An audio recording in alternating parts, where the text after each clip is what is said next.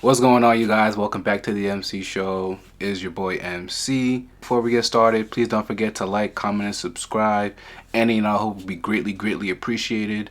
Today, we are talking about the trade deadline madness that went down. And to be honest, there were probably a lot more juicy trades that happened a couple days before the trade deadline, like Harden to the Cavs. But nonetheless, there were a lot of trades, a lot of small trades. So we won't get into all the trades, but we'll get into the ones that I think are the biggest for sure. Again, if you're a podcast listener, please don't forget to leave a rating and write a review wherever you get your podcast from. The trade deadline just passed this past Thursday. The first trade we are going to discuss, James Harden to the Cleveland Cavaliers for Darius Garland and a second round pick. For the Cavs standpoint, this was a little bit of a desperation move in my opinion. I think from two standpoints. One, they clearly are trying to win right now. Like this year. They looked at Darius Garland and they're like, we don't know if you're going to be healthy. We don't know if we can get over the hump. This is a team that has not yet reached the conference finals. Donovan Mitchell, as great as he is, has not yet reached the conference finals in his entire career.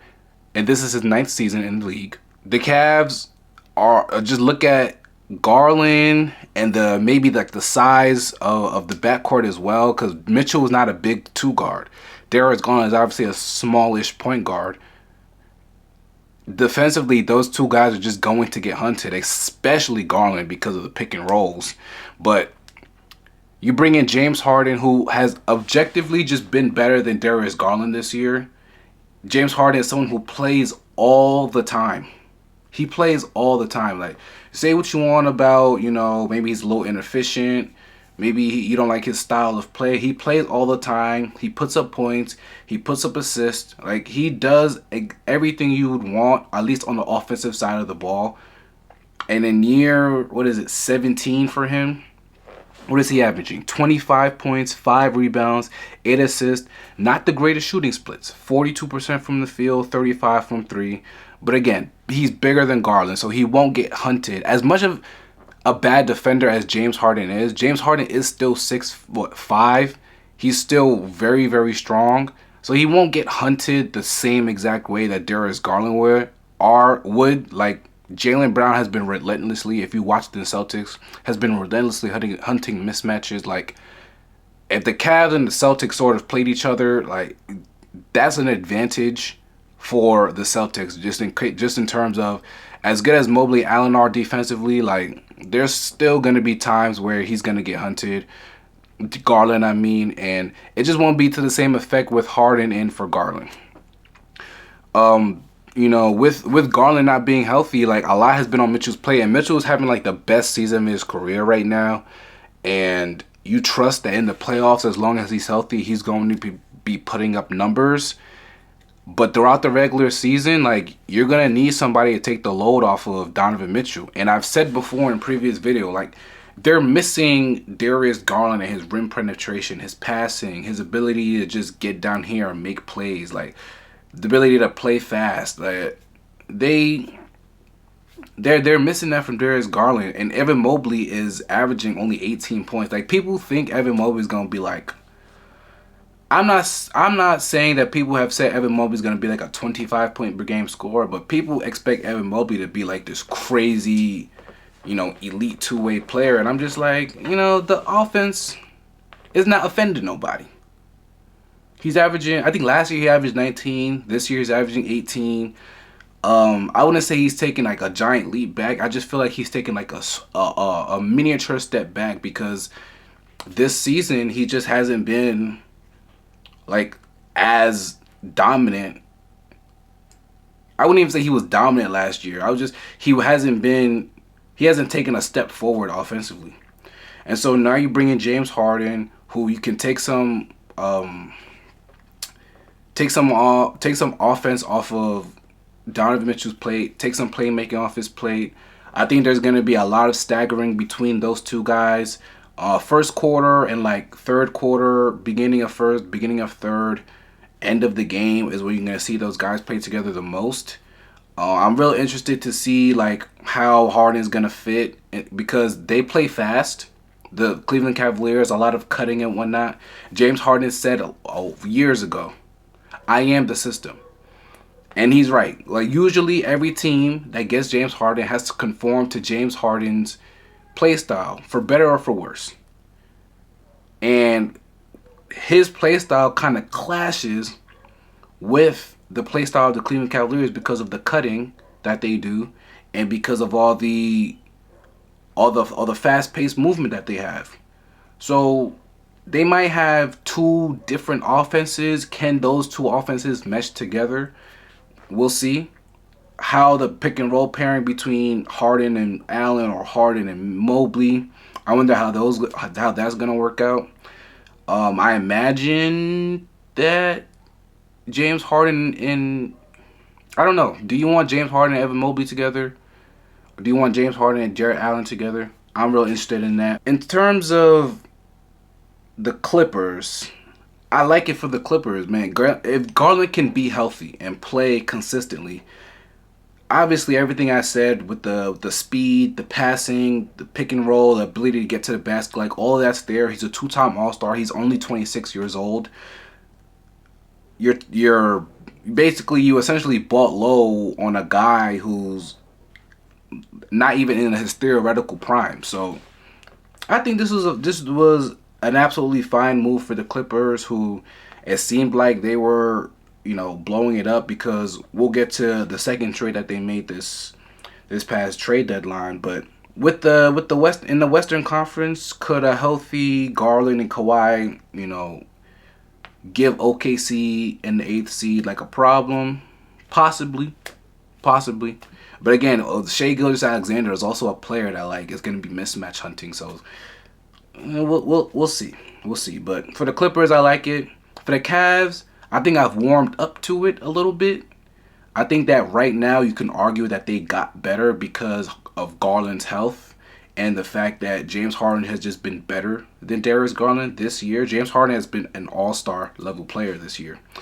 So we'll see how it works between the Cavs and the James Harden and the Cavs, and then Garland whenever he's healthy for the LA Clippers. But you can definitely expect Harden to play for the Cavs. I want to say, hold on, let me check the schedule right now. I think they play the Sacramento Kings today, so he might play. Yep, they play the Sacramento Kings today. He might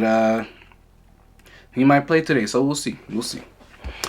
Moving on to their second trade that the Los Angeles Clippers made. They traded Ivica Zubac to the Indiana Pacers. Him and Kobe Brown for Benedict Mathurin, Isaiah Jackson, 2 first-round pick, and a second-round pick. For the Pacers, this was an obvious move to get a center from the future. Miles Turner goes and signs with Milwaukee in the offseason. And obviously this was going to be a gap year for the Indiana Pacers because Tyrese Haliburton tore his Achilles in the finals. So this was going to be a gap year. But they needed to replace the center from the future for the future when Tyrese Haliburton gets back next season. They found it with Zubac. Zubac and Miles Turner play completely different styles. Zubac isn't a floor spacer, but he is overall a better player than Miles Turner. He's good on the pick and roll. He's a good screen setter. He's good defensively. Hasn't been good defensively this year as he was last year.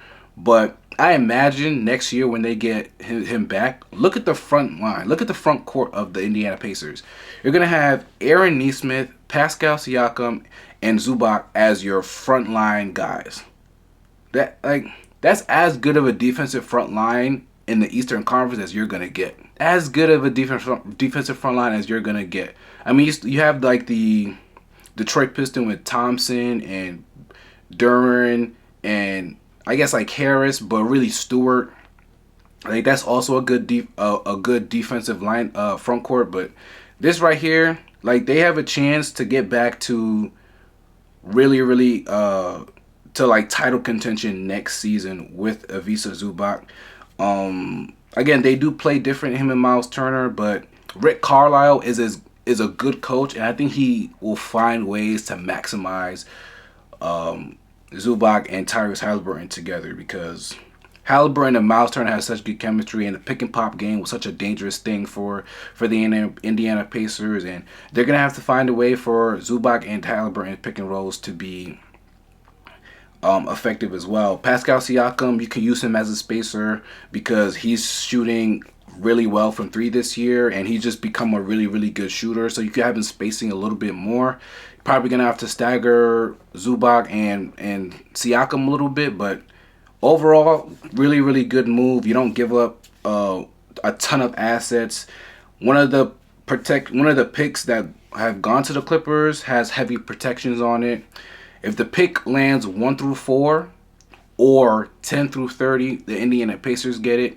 But if the first round pick for this upcoming draft, 2026, if it lands 5 through 9, then it goes to the Los Angeles Clippers. So I think that's a fine trade for the, not even a fine trade. I think it's a really good trade. I'm excited to watch the team next year.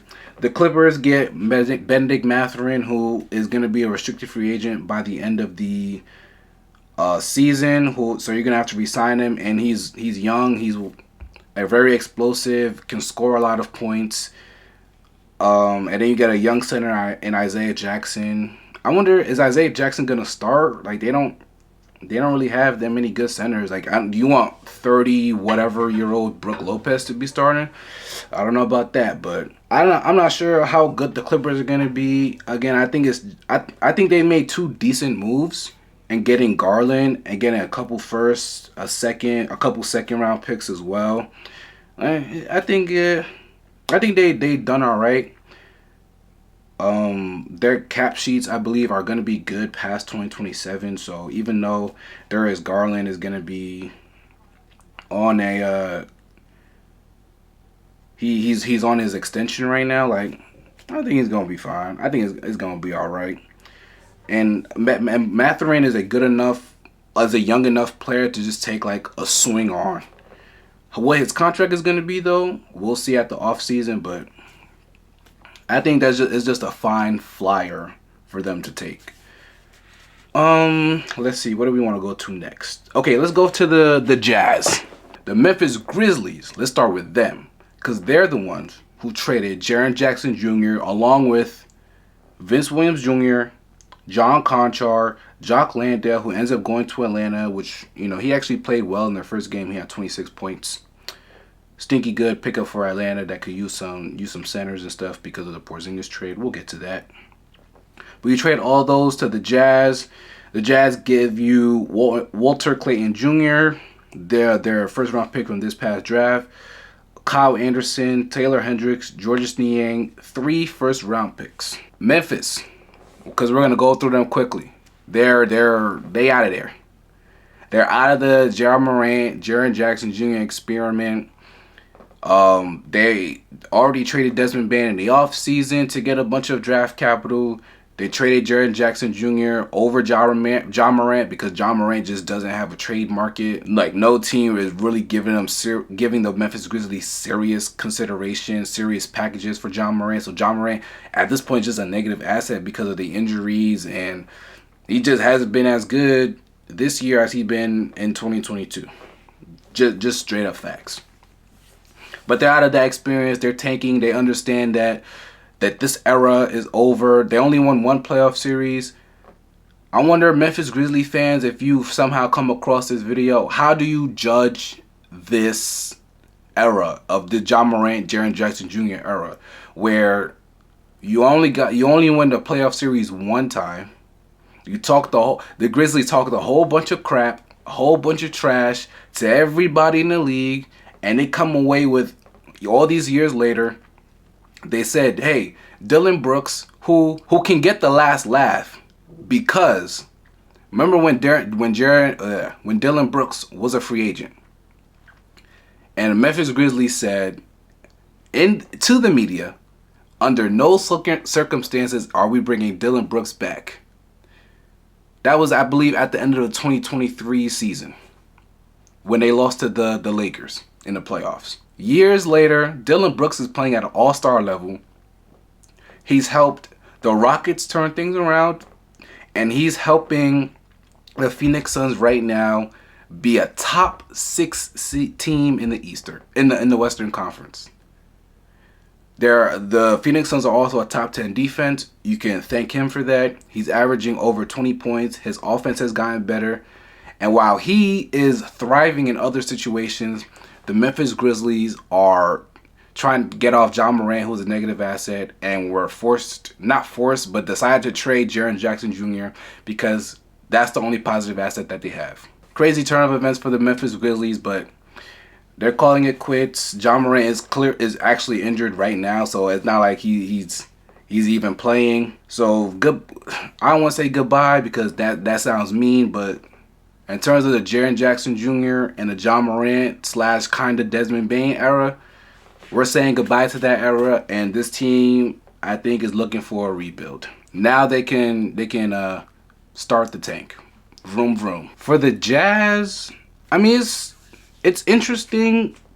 You're gonna have a front court of Jaren Jackson Jr., who obviously will play the 4 because he can't play the 5 because he can't rebound for crap. Walker Kessler, who's going to be a restricted free agent. It seems like they want to keep it. It seems like they want to keep him. How much is going to be the biggest, talking point between those two teams? You're going to have Walker Kessler at the 5, and then Lauri Markkanen could play the 3 because he has played the 3 in the past and was fine playing the 3 when he was in Cleveland. It could be a really good front court. It's a very large human being front court. I mean, all guys being 6'11" and up. Is Jaren Jackson 6'10" or 6? Whatever. Guys being pretty damn near 7 foot across your 3, 4, and 5. The thing about Jaren Jackson Jr. is he can space the floor. Walker Kessler is on the inside. Defensively, you're gonna have 2 of the 10 to 12 best shot blockers in the league. For the Utah Jazz, whose defense is currently 30th in the league, is going to be a big help. Their perimeter defense it's probably not, desirable.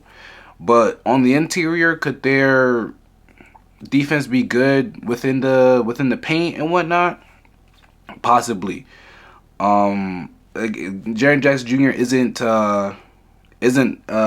like an old man. He isn't 30, nor is Markkanen. Obviously, Walker Kessler is still on his rookie contract. So you got 3 guys who, with Ace Bailey, who's a rookie, with Keontae George, you let go of Hendricks and Walter Clayton Jr., who you're not sure on.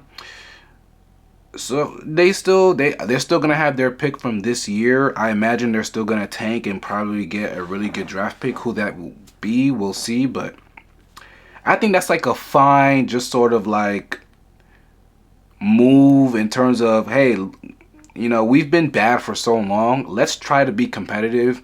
Markkanen is our best player.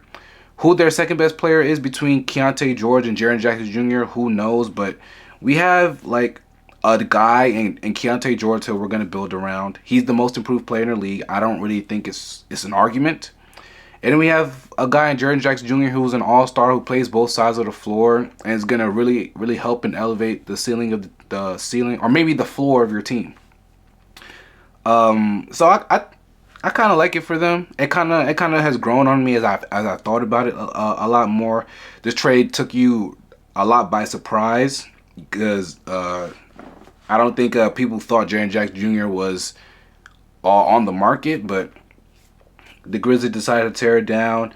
Jazz capitalized, so next year they're a team that should be competing, which is good because I'm tired of Lauri Markkanen having these random 2-week spurts where he's just not playing because the Utah Jazz decided to tank out of nowhere. I want to see the Utah Jazz compete because I want to see Lauri Markkanen be in a winning environment. I like the trade for them. I'm going to be excited to see how this front court works in the future. and see if how much their defense can improve with Jaren Jackson Jr. Again, they still need some perimeter defenders, but Jaren Jackson Jr. will definitely help their defense. Okay, let's talk about a smaller move, but a good move, I think. Kobe White to the Hornets for Colin Sexton, Jang, 3 second-round picks. I mean, Kobe White. Here's the thing about the Bulls. The Bulls have like 6 million guards, first of all. We're going to talk about the Ayo Dosunmu trade after. But they have a bunch of guards. Actually, let's get the Ayo Dosunmu trade in there right now. Dosunmu to Minnesota for 4 seconds, Dillingham and Leonard Miller. Chicago has 8 million guards on their roster. What they're going to do with those guys, I don't know. They don't have any wings. They traded for... Who did they trade for from the Knicks? Yabusele. Sure. They traded Vucevic to the Boston Celtics. Good pickup for the Boston Celtics. Just played yesterday. Was decent for them off the bench. I like that move. He's on expiring. They needed center depth. Again, he's 35. He has never been good defensively, but the rebounding, the scoring, the passing, the ability to punish mismatches is like he's going to be a help. He's just not going to be a help on the defense side of the ball. But we knew that. But Chicago, they sold too late on Kobe White. Kobe White has been up for an extension for how long? Anytime you think about Kobe White, you think about the fact that he's on the team without an extension, yet the team refuses to get rid of him. Dosunmu, same thing. Dosunmu's up for an extension right now. He's gonna get a nice bag for himself. Dosunmu has been excellent this year. He's shooting the ball well, better than he ever has. The 3-point shot is something you can trust this year. He's pesky on defense. He's a ball handler. For Minnesota, who was lacking bench depth, I think this season, especially at the guard spot, you're not getting anything from Mike Conley. You're not getting anything for Rob Dillingham. DiVincenzo is starting and has been good starting.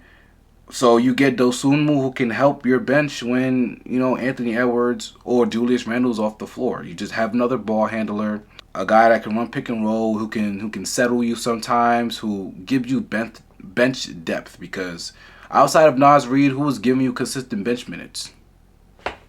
That was the Minnesota Timberwolves Achilles heel, but I really like that move for them. They did a fantastic job getting Dosunmu and understanding that, hey, we picked Rob Dillingham a couple seasons ago. It's just not going to work out, and moving off of him.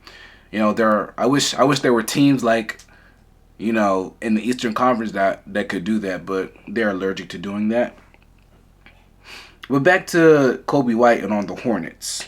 Scoring guard off the bench. The Charlotte Hornets are one of the hottest teams in the league right now. Maybe the hottest team in the league because last night you had the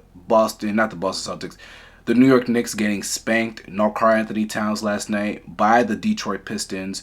They were on an 8-game winning streak. That winning streak is over. So now you can say the Charlotte Hornets are the most hottest team in the league right now.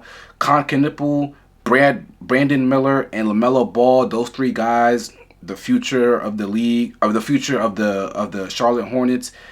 All 3 of those guys on the court, things have been magical. Kalkbrenner has been fine as a rookie. Musa Diabate, that's how they pronounce it in America, but that's not how you pronounce it for real. But he's been fantastic center for them. Just so much energy, so much juice, just the athleticism, the strength. He's trying to get every single rebound. I love that. But now you get Kobe White off the bench, is just a bucket. Spot up shooting, pull up shooting, handle the ball. I think he could fit well in their offense. They play fast. I don't know in terms of an extension, but in terms of like right now making a play-in push, which is what they're trying to do, I think this is a fantastic trade. Just a small thing. Sexton has been good this year, but if you just get an offensive punch from Kobe White, and you only traded for Sexton in 3 seconds. Like, I no complaint here from me. They did a fantastic job getting some bench help, and I'm excited to see because I think he's gonna fit really really well. And if you're a Chicago fan, are they tanking for real? For real? Like, is this officially they're tanking? Because they've been in the middle for so long, and we're gonna talk about the middle being mediocre for year in and year out when we get to the Miami Heat. But are they finally taking? Again, they have a bunch of guards. I don't even know what their starting lineup is gonna be. They don't really have any wings besides Buzelis and like Isaac Okoro. Yeah, we'll see what the Chicago Bulls do, but actually we won't see what the Chicago Bulls do. What the Chicago Bulls will do because nobody cares about the Chicago Bulls. Sorry, they just being honest. Just being honest. Nobody cares about the Chicago Bulls right now. Okay, we got 2 more trades we're gonna talk about, and then we're gonna talk about how much I don't like Miami. Okay, Anthony Davis. Big trade. Anthony Davis along with Jaden Hardy, D'Angelo Russell, Dante Exum to the Washington Wizards for Chris Middleton, AJ Johnson. We got Marvin Bagley, as well as Tyus Jones, who the Magic had dumped, who had salary dumped because he just hasn't been good for the Magic. So all of those go to Dallas as well as 2 first-round picks and 3 second-round picks. You know, for the I mean, people are gonna talk about the connection to the Luka trade because essentially for Anthony Davis, all you get is essentially for Luka Doncic, all you get is Chris Middleton and Johnson and Bagley. 3 firsts, Matt Christie in 3 seconds, like. I think that's what a lot of people's minds went to when you traded a top 5 player, Nico Harrison, and you traded him to get Anthony Davis and a pick and a young player in Maxey, but you didn't get everything that you possibly could have. And now Anthony Davis, who played, I don't even think he played 30 games for them over the past year that he's been on the Dallas Mavericks. You just get off of him because it's like, what's the point of keeping him on the team? Because he's hurt, he's owed a lot of money, he's up for an extension. There's no point in keeping him on the team, especially with Nico Harrison out now. Like, the Luka trade and what you got back for him is another story. We're not going to focus on that. But in terms of Anthony Davis on Washington, it's intriguing. You know, I said this before when talking about Trae Young going to the Wizards. The Wizards aren't a team that are going to attract free agents. Nobody in their mind is going to be like, oh man, I'm like the 12th best player in the league. Where can I go? Oh my God. Instead of going to Los Angeles or going to New York, I'm going to go to Washington. That doesn't happen. Nobody thinks about the NBA. No NBA players thinking about Washington like that. It's not a free agency destination. So I understand getting Trae Young. I kind of applied that same logic when it comes to Anthony Davis. Anthony Davis is a guy who is really good when he's healthy. The caveat obviously being if he's healthy, because he's never healthy. We're not going to see him again this season. So the Trae Young and Anthony Davis and the rest of the young guys, we're not seeing that until next year. He hates playing the 5. He won't play the 5 because Alex Sarr is there. Can they compete next year? What's their starting lineup going to be? Trae Young, Trey Johnson, Keyshawn George, Anthony Davis, Alex Sarr. Could that be really, really good? Possibly. I'm interested in the fit between Alex Sarr and Anthony Davis. Alex Sarr is a young player. He's having a really solid second season. He could learn a lot from Anthony Davis in terms of being a shot blocker and just a defensive menace like Anthony Davis is when he's healthy. In terms of the fit between those two, though, on the offensive side of the ball, Anthony Davis just is not a good jump shooter. He can't make jump shots consistently. He's just so bad at them. Alex Sarr is shooting the three decently this year. Could he be a consistent stretch five? Like, I'm not comparing him to Miles Turner, but can he be a consistent stretch five like how Miles Turner or Brook Lopez is? Yeah, we'll see. But I don't want Alex Sarr to get a bunch of his shots from the three-point line. Like, if Alex Sarr is taking 14 shots a game next year, I don't want 7 of them to be threes. I want more like 4 of them to be threes, and everything else I want it to be inside the arc. So how they're gonna work offensively is gonna be interesting. Defensively, it's gonna be good. Like Trae Young. Again, the biggest problem with Trae Young is a small guard who is terrible defensively. Now you have Alex Sarr, who's a good young defensive center, one of the best shot blockers in the league. And you get Anthony Davis, who is one of the best defenders in this generation when he's been healthy. By far, Anthony Davis is the best defensive player that Trae Young is going to play with. Obviously, he played with Dyson Daniels, but Dyson Daniels' peak last year has been nothing compared to Anthony Davis' defensive peak. So Trae Young finally has a defensive center that he can rely on because he's not gonna stop nobody. I'm gonna be very interested in this team next season. Very, very interested. In terms of Anthony Davis and his extension, he has 2 years left on his contract. Last year being a player option, $58 million next season, $63 million the year after. That's the player option. Again, he's up for an extension. Is he going to get that extension? I don't think so. Or at least, will he get an extension anywhere close to those numbers? No. And if you're the Wizards, you damn sure can't pay him. Now, if that's all he's asking for, then next year we're probably going to have another conversation around this time of, hey, is Anthony Davis going to get traded again? Because ain't no way that we going to pay Anthony Davis when he's like 35, 36 years old and is continuously having these health issues when he's only playing 40, 50 games a year, and we're going to be paying you $55 million. No, that's not happening. The cap space for the Wizards, they got to spend it somewhere, so you're going to spend it on AD. You're going to spend it on Trae Young. Obviously, again, AD is on 2 years after this year. Left on his contract, $63 million player option. He's going to pick that up. There's no way he's turning that down. And all your players are basically on rookie contracts, like Bub Carrington and Trey Johnson and Keyshawn George and Will O'Reilly, who, just looking now, he had a good game today. You don't really have that many guys on your roster who are making huge chunks of money outside of Trae Young and Anthony Davis. So, in terms of money and cap space, I think they're fine in that. Extension talks are going to be the biggest thing I'm going to be looking for when checking in on the Wizards. But next year, when everybody's healthy and ready to play, I think it will be interesting to watch. Like, I'd be watch the Wizards games. Might be on national television. You might turn on ESPN and it might be the Knicks and the Wizards at Madison Square Garden at 7:30 on ESPN.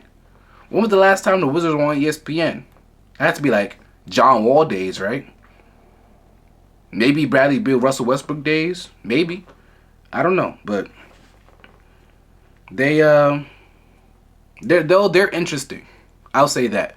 They're a team next year, along with like the Pacers, the Wizards, where I'm going to be looking at them next year and be like, I think I'm going to pay a little bit more attention to them. The Utah Jazz, who we just talked about, I think I'm going to pay a little bit more attention to those teams because of the moves that they made, because I want to see how these things work on the court. Last trade we're going to discuss is the Golden State Warriors, who decided to trade, finally, after millions and millions of years, Jonathan Kuminga is on a different roster. He goes to the Atlanta Hawks, him and Buddy Hield to the Atlanta Hawks for Porzingis. Biggest question, is Porzingis going to play? Because he's dealing with POTS. He's dealing with an illness. He hasn't played in over a month. I had heard some stuff that maybe he'd be ready to play. Steve Kerr did say that him and the front office checked in and were positive that, like, hey, we think Porzingis is going to be able to play for us this season and contribute to a playoff run. You know what sucks about this Porzingis trade? If Jimmy Butler was healthy, I would love this trade. If you had a lineup of Steph, Moody, Jimmy Butler, Draymond Green, and Kristaps Porzingis, ooh, that defensively with Jimmy, Draymond, and Porzingis in that front court, like, people forget because he's always hurt, or in this case, he's sick. Porzingis is very, very, very good. Elite shot blocker, he spaces the floor maybe better than any center in the league. Maybe besides Karl Anthony Towns, but like the thing about Porzingis is that like he'll take like Steph Curry level threes where he's like 28 feet. Damian Lillard level threes where he's like a few feet behind the arc. And he shoots the three decent. Like, he's not someone you can leave open. The pick and pop game between Steph and Porzingis is gonna be fascinating to see.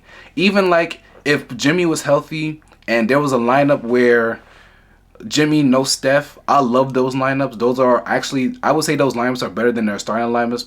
Their lineups before, we had Post in that lineup instead of Porzingis. The Jimmy bench lineups have been really, really, really effective. Take out Horford for a little bit and you put Porzingis with Jimmy. Woo! That's gonna be nasty because you know Jimmy loves to drive to the basket and kick the shooters.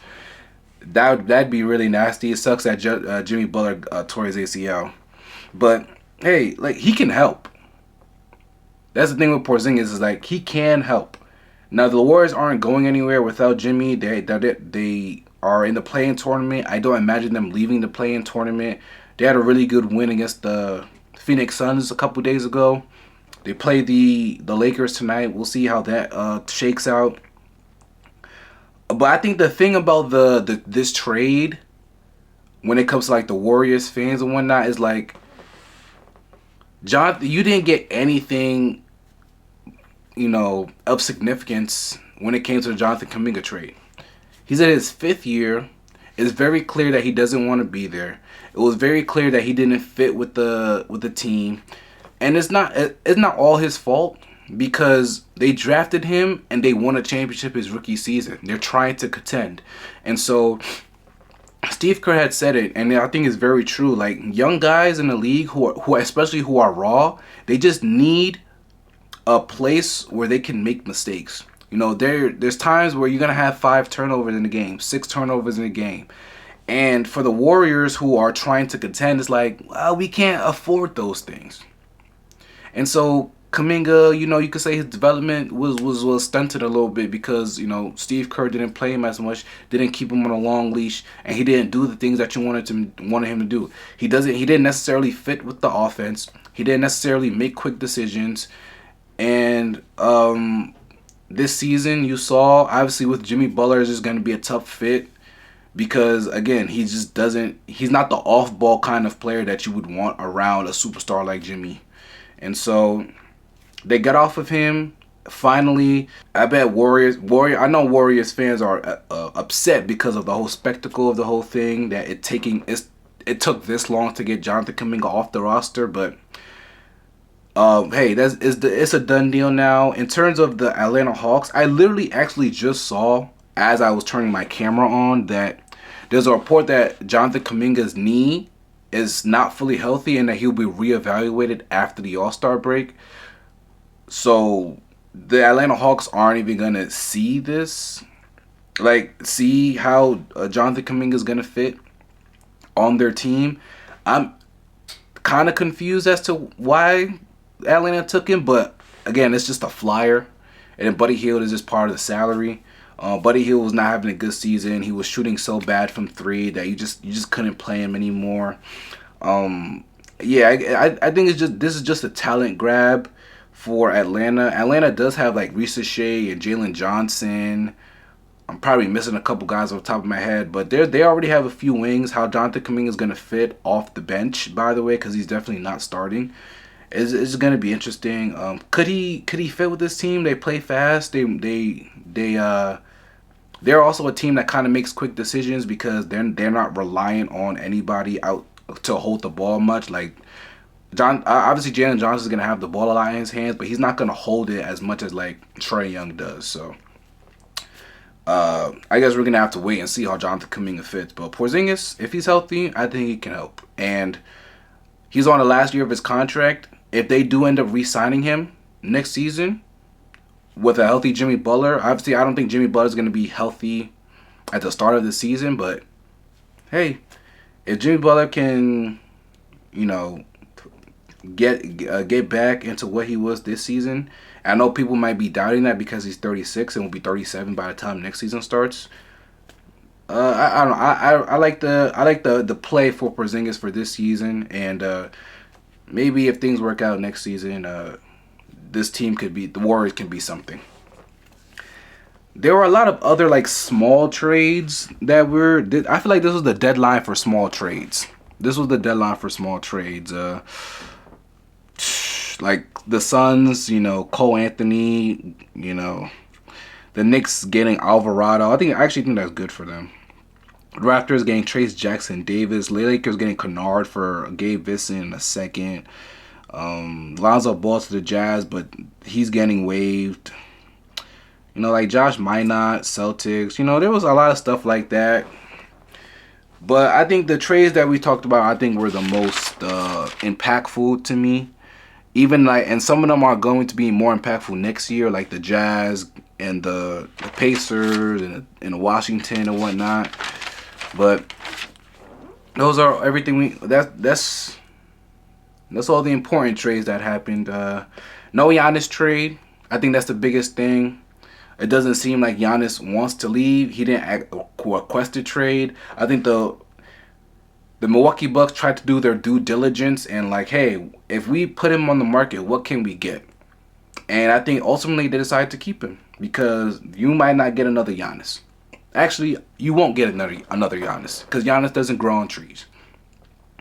Minnesota, Golden State, I think they both those teams knew pretty early on that, hey, we probably not going to get him, and they pivoted obviously to their respective deals and Dosunmu and Kristaps Porzingis. Miami now was another team that was really, really in on him. They obviously didn't get it done. However, not only did they not get Giannis, they didn't make any other moves. And that's the biggest problem. Miami, what are you doing? I'm not understanding what Miami's doing. My camera turned off again. Sometimes when it overheats, it just decides to shut off. But since we're in the home stretch, Miami, I just don't understand why. There's a multitude of things that pisses me and other Miami Heat fans off. You want to trade for the star players, but you don't want to trade other things to get assets to get the star player. They traded a first-round pick for Terry Rozier. Traded a first-round pick and expiring Lowry contract for Terry Rozier. But they don't want to trade Norman Powell. They don't want to trade Tyler Hero. They don't want to trade Andrew Wiggins. Like, they have to pay some of these guys. They have to pay Norman Powell. You're going to pay Norman Powell? You're going to pay Tyler Hero? You're going to pay them a lot of money as well? You're not paying them a little bit of money? You're going to pay Davion Mitchell? Hawkins is going to be up for an extension? Like, you're not going to pay any of these guys. You don't want to sell high on people. You're hoarding all these players. You sell them at their low point. You sold Jimmy at a low point. You sold Haywood Highsmith off. You attached a second-round pick to get off of Haywood Highsmith. Who else did they sell low on? They didn't sell high on Caleb Martin or Gabe Vincent. Like, none of these players that they've sold high on. They continuously to sell low on guys. It's like they're doing the same thing over and over and over again, expecting different results. You know what? That's the definition of insanity. That's the definition of insanity. Like, why do they keep doing the same thing over and over and over again and expecting different results. You are 27 and 26 now, I believe. Like, you're what, 18th last time I checked in offense?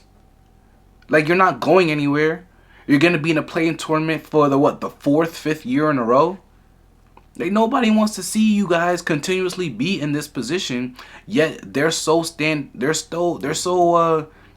stubborn in how they do things. They can't get with the program. Like, they don't want to take on any long-term money. Okay, fine, but like, you're not getting Jokic. You're not getting Luka. You couldn't get Giannis now. What makes you think you can get Giannis in the future? Like, who are you getting? They said years ago, we need a player to say Miami, only Miami. That player was Damian Lillard. He said that. They didn't even get him. Then he goes to your rival team, Milwaukee. Now, they didn't do anything. They didn't, like, go anywhere or whatever, but still, like what are we doing here? Continuously just being stuck in the mud and being mediocre. Like, you want to lose. You don't want to play the young guys, yet I'm watching the veterans continuously blow 20-point leads.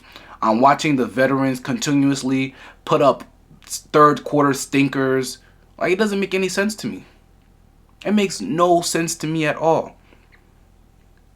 Like, I just don't understand. Like, I understand why the Heat keep doing it. I just don't understand why they won't change.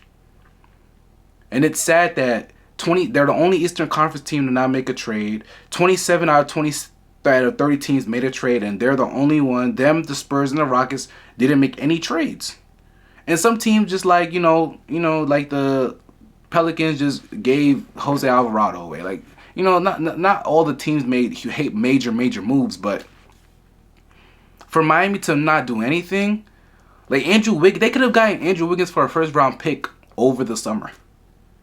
They could have got Andrew Wiggins for multiple seconds right now. He's playing well. Sell high. Norman Powell, sell high. You're not gonna want to pay him $35 million. You know he's gonna want a lot of money. You know Tyler Hero's gonna want a lot of money. But you don't want to sell high on any of these people. You didn't want to sell high on Jimmy. They didn't want to pay Jimmy. They knew that.